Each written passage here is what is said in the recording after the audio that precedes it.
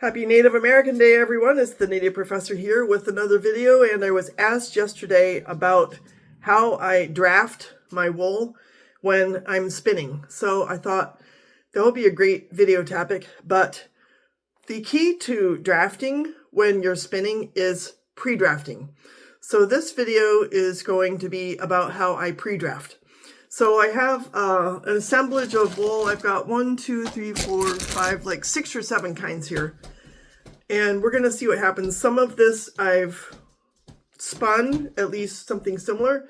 Some I haven't, but I thought it would be an interesting exercise to go through each prep and show you what I would do to pre-draft it to get ready to actually spin it up. So we have this prep here. I think this is a Cormo. This is some fiber that I bought at the North Country Fiber Fair a couple years back, and I actually have spun some of this. Now, one of the first things we need to know when we're spinning is what the staple is. So how long is the average, chunk of fleece? Is it just an inch? Merino tends to be really short, or is it one of the long-haired varieties? So I'm gonna take off a length of this that I would probably spin from. I'm not going to spin anything more than 18 inches. And then we're going to take a look, just get an idea of where the staple is at as I pull on this. So I'm kind of stretching it out in front of me and just sort of seeing where it tends to pull. And I'm kind of seeing stuff move around in here. So this is a bit of a longer staple. If I pull here at like 2 inches, it's not going to pull apart. Well, hardly. But if I go further down 4 or 5, maybe 6 inches, then it's going to pull apart. So that is very helpful information. Longer staples are easier to spin than shorter ones. Now with this particular prep, it's kind of a woolen spun roving, woolen carded, I should say. It's not spun yet. So I might be inclined to divide this into strips. And this is pretty easy to divide in 2 strips. I could almost see dividing it into 3 strips.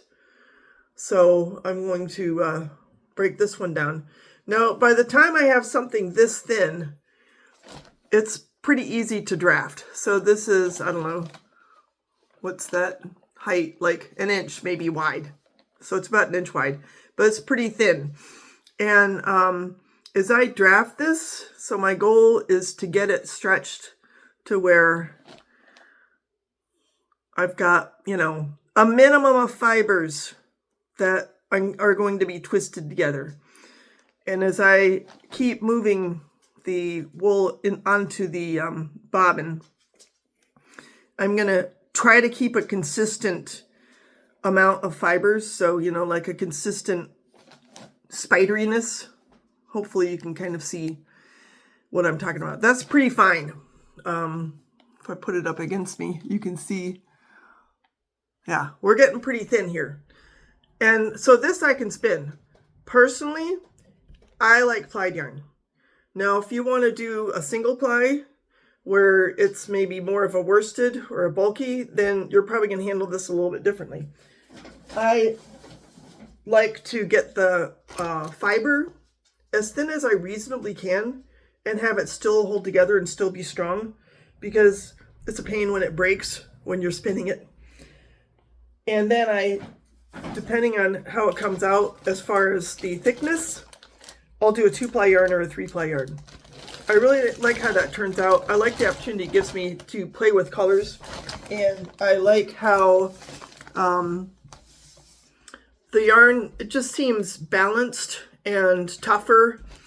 And especially once you're going to make your yarn and then you're going to do a wool wash with it. And then once you knit it, you're going to wash it again. And it's going to bloom a lot of times and be really beautiful. So this is a bit less even of a roving. This is a roving. I actually picked this up at a flea market. So I think I spun some of this back in the day. And again, we can kind of test and see where the staple is. Wow, this is, even at this length, it's tough to pull it apart. So it seems denser than the other. Again, I really don't know what kind of wool this is. That gives you an idea of the staple. It's probably 2 or 3 inches. And something like this to pre-draft, I would be inclined to, again, break it into strips. And even this strip for me it's probably a little thick. So this is a little better. So if I have something like this, again, I'll hold it up to me so you can kind of get a better idea of the actual thickness, or I could like draw it across my hand and give you an idea. What I might do now, depending again on how thin I want to make it, is I'm going to further attenuate it. The goal is to basically get the fibers to run across each other. So, you know, to shift this way, going back and forth.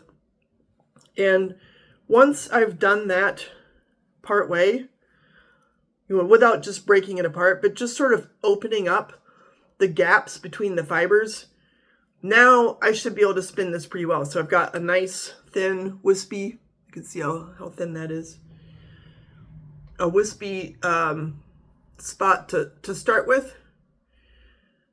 And this I can spin up pretty easily, and I'm just going to keep drawing it out like that. Probably, so this area would be your drafting triangle. So between where I'm holding it with my right hand, I always draft with my left. That's the drafting triangle. So as I move down and I feed it into the bobbin, I'm going to continue to make it as thin as I want it. And for example, here I'm seeing it doesn't want to thin out for me. So I'll just move in and get that a little thinner as I'm spinning it. And then I feel confident that I can spin that. Another thing when you're drafting that you always have to be aware of is how your tension is working. So here, I'll hold it on my hand like that and it gives you an idea. I wouldn't want it any thinner than that personally.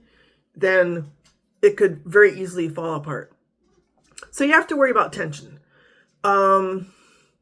Because you have to put enough twist in the yarn so that it holds together. But if you put too much twist, it's going to be overspun and you're going to have little coils that just never stop. So I discovered over months of trial and error, maybe a lot of both, trial, error, and a little bit of frustration, how important tension is. And the easier it is to change your tension incrementally, so in very tiny amounts when you're spinning, the more luck you're going to have with regulating that. Now, this is called medium wool roving. Doesn't tell you a whole lot. It's a big bag, 7 ounces. 7 ounces, $10. That's pretty cheap. Haven't touched it since I bought it. That was at the North Country Fiber Fair. So let's just see what we're dealing with here. This has an interesting kind of coarse feel to it. It's I feel like I could scour something a little bit with this. It's definitely some very woolly wool. And the person who sold it to me, they were like, yeah, I kind of want to get rid of that. And I was like, I love this color. Isn't that beautiful? I'll work with it. And again, I have, just going to smell it. It smells pretty clean. I think one of the challenges a lot of times with this kind of preparation is getting the machine oil off of it. So it smells pretty clean, but I forgot what I was going to say, but it doesn't matter. So this is fairly coarse. It seems a little bit disorganized. I mean, some of the fibers seem like they're almost on an angle.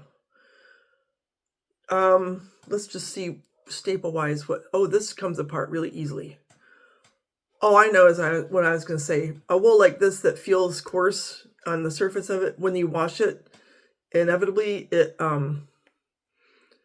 surprises you with how soft it can be. So this is kind of a thick roving. So I would definitely try to split this. And I can see when I split it how disorganized it is. That's kind of interesting. So this might be a challenge to spin really fine. I think what I would do in a case like this is as I'm spinning it and I'm pre-drafting, I would just try to get rid of any thicker clouds, let's call it that. So I would try to have it be fairly evenly distributed across the width as I'm spinning. And then I think as I'm drafting it, this seems to be a short staple. So when I'm drafting it, I'm going to hold my hands closer together. And I'm going to have to really monitor and make sure that I have multiple fibers next to each other. So this, let me see if I can hold it so you can see. I'll hold it on my sweater. It looks really wispy, but I have enough fibers going across there to where this will spin. This will be okay. So even if I just do this. By the way, I've never tried drop spindles or supported spindles. So now you can even see just that little bit. I can tell that's going to work. And so as I'm drafting this, my hands are going to be closer together. And I'm going to monitor really closely as I'm feeding it. So I would be feeding it into the spinning wheel like this. And I want to monitor and make sure I have enough strands going across that they actually will twist together and not just rip apart. I see this coming out very woolen, and I think it would be really difficult to do a worsted spin with this preparation. It's kind of coarse, but I think it would work out really well. I could probably do a 3-ply yarn with this because the scales are definitely present. I can feel just from the roughness of it that it will felt and it'll hold together really well. So that would be my strategy on this medium wool roving. Seems a little bit more challenging to hold it together because the staple strikes me as a little bit on the shorter side. So I'm going to have to hold my hands close together accordingly when I'm drafting it. I might just get out a bobbin sometime this week or next and just spin a few of these onto it just as a little experiment so you can kind of see what that would look like, at least in my case. There are people with much more expertise than me, but I found that experience is the key to figuring out how to spin successfully. And I have enough experience now to where I feel comfortable spinning most stuff. Now this is an Ashford product. This is like the leavings that they scrape up off of the floor after they've made roving out of the serious stuff. So who knows what's in here. It's kind of a fun set of colors though. It'd be interesting on this to try to tease out the various colors and do like some barber poling. Let's see what happens here. I'm going to break off a piece that's about 18 inches long, and that'll help me to determine too what the staple is doing here. It feels fairly long. It's soft. So sometimes just the way that the end of it looks gives you an indication of how woolly it's going to be, how the texture will work when you're trying to actually make the yarn twist. You can see different colors, got some gray, some sort of purpley in there. There's orange. There's also some green. Let's just see what happens here. So I'll try to collect this sort of pink white part off. So this is way softer than what I was just playing with. This alone I could spin. This is almost like a pencil roving. It's a little fatter, but it's so light, it's so airy that I could just spin this like this. This would be really easy just to spin like this. So I'll give you an idea of how. Let me put it on the orange part, then you can see it better. That thickness there at the bottom that's what I could spin. So I could see holding this, I'm holding it about maybe 5 inches apart. And so I would be inclined to draft it like this and just keep the, make sure I've got enough fiber that it's going to stay together and it's not going to break. You know, 'cause you can't twist one strand, but I can twist 10. And if I break this stuff off like that, it's going to be a snap to spin. And that would make it fun because that way I can take off the green here, you know, maybe mix it a little bit, but try to focus on getting just the green. Or I could focus on getting off this orange, sort of a burnt orange brown, or I could get off some gray. And I think this is going to be really easy and fun to spin because I can make these thin strips, but they don't just come right apart. So I can attenuate that easily and spin it. Yeah. Ashford knows what they're doing. In fact, I've even been looking into their looms. Sorry, I'm getting old. I've been looking into their weaving looms. They have this one loom that you can warp it by sort of rolling it over itself, and it looks really cool. So in this same bag, I have a completely different kind of fiber. I bought these at the same place. I bought these at, get this plastic wrestling stuff, the Woolly Jackalope down in Noonan, Georgia. So this, talk about Georgia, it's a sweet Georgia. And this is a braid. I bought this, haven't looked at it. So we're going to change that now. It's kind of fun to see what I have. I find that spinning goes faster than knitting. So I have sort of collected some options. I think it has this hook on it, this notebook ring, to allow it to be hung on a display rack. And let's see what we have here. So it's a braid, and I am a little bit hard pressed to find the end of it, but that's what we want. You can kind of, I think the way this can be made is sort of, it's crocheted onto itself. I think that's the wrong end. Well, folks, let's see here. I might be a little stymied here. Wait a minute. Am I getting somewhere? I almost feel like I need to do this as a live stream and get some advice. What the heck am I doing? I don't know. Something's moving. Yay, I found the end of it. There's the end of it. Wow. As I dig into this, again, this is very woolly.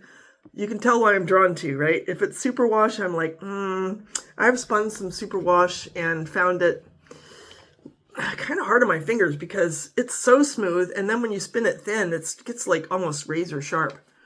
So I'm sure there's an easier way to pull this apart. But of course, since I'm not going to spin this today, I don't want to pull it apart too much. But we'll kind of get enough out here to see what we're working with. All right.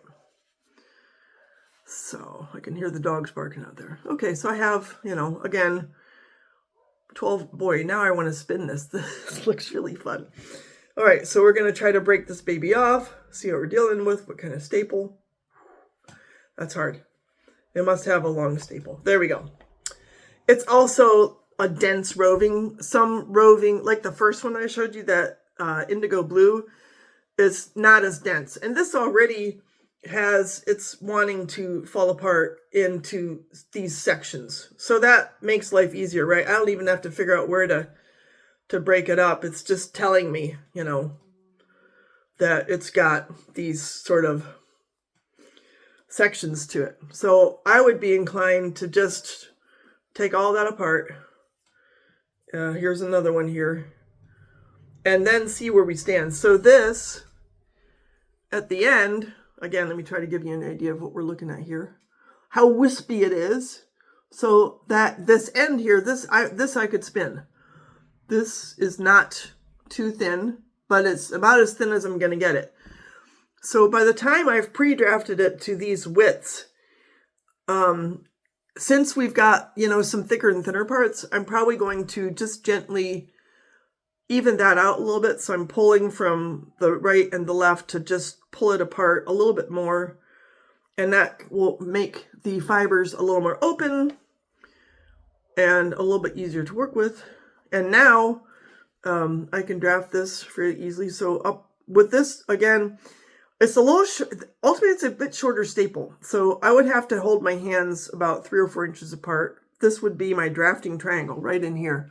Show what it looks like. So it's thinner here, it's thicker here.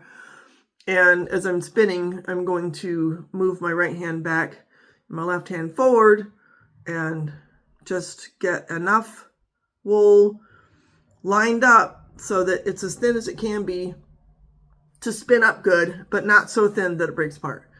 It's kind of frustrating when it breaks apart because I tend to spin my wool pretty thin. And then when it does break apart, oh my gosh, it's so hard to find the end on the bobbin and get it back out of there so I can start that one up again. But in any case, let me see what the composition, this interesting, this says it's superwash, but it might be there are superwash techniques where they actually don't remove the scales. They just apply a polymer to keep it from felting. And this feels to me like something like that. I would not have guessed that this is superwash.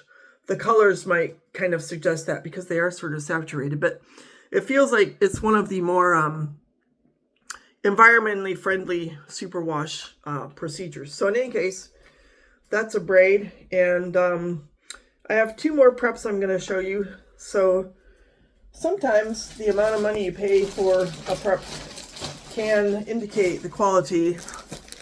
This free bag I found at Bemidji. There's a woolen store there. Bemidji has its own woolen mills, and it's being billed as Icelandic. They have a little room off to one side of this hold. They're like shirts and overalls and coats and mittens and all kinds of stuff that's made of wool, because they actually manufacture the stuff there.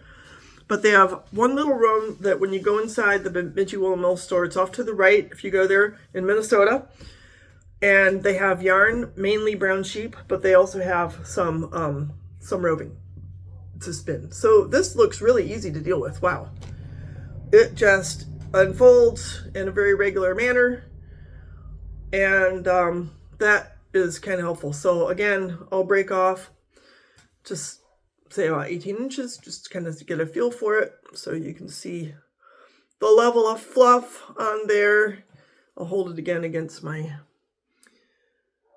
So now I've got a good length, and this again I'm going to split into multiple thicknesses. I find that most easy to deal with. So there we go. It's a little staticky, which I find interesting.